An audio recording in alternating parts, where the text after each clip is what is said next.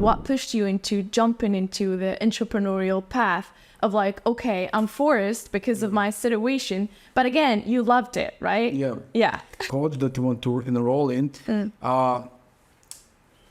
My idea was, okay, I have a twin brother. Yeah. I didn't mention that.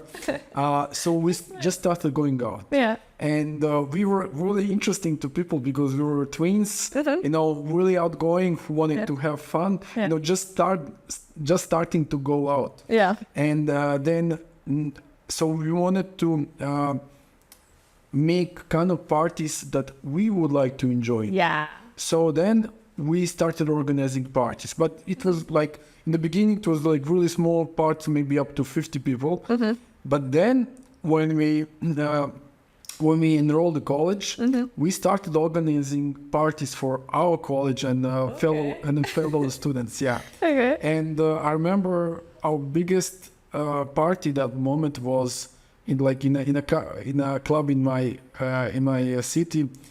Almost 1,000 people from the college, and it was the first big party from my college.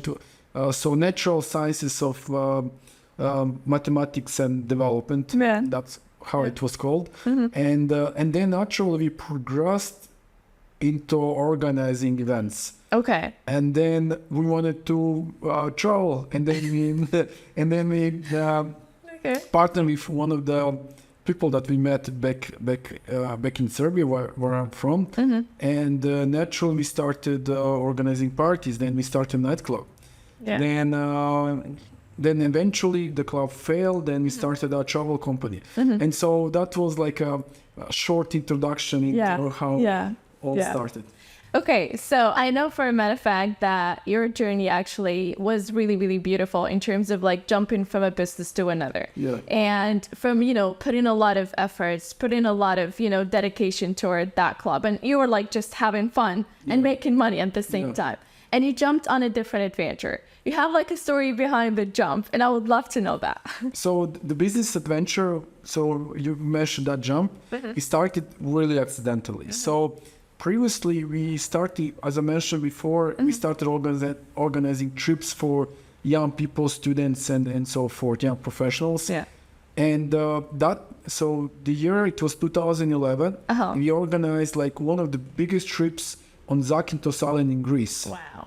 And the place is amazing. Yeah, the place is really amazing. So Zakynthos Island has one of the 10 most beautiful beaches in the world. Yeah. And then one of the DJs, so he had a brother who held the club in our city, proposed the idea to me and my twin brother that we should start a nightclub. Okay. And so the idea was, because we really liked the concept of Studio 54 in our city. Yeah. And we wanted to organize the same kind of parties. Yeah.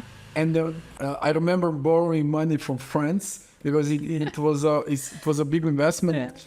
Yeah. And then we started really well. So we started inviting famous DJs like Gail Da Silva. I even forgot some of the names. And the type of atmosphere that we started making that club was really good. Like people really loved it. Yeah. On the opening of the club, there was around 300 people left out because we couldn't get everybody. So the opening was 3 nights, and each night the same situation. And then after 6-7 months, because we didn't have enough business experience, financial experience, we felt really bad. Yeah. So I remember I didn't even have money to make my bill for SIM card. Wow. Yeah, so I really hit the bottom.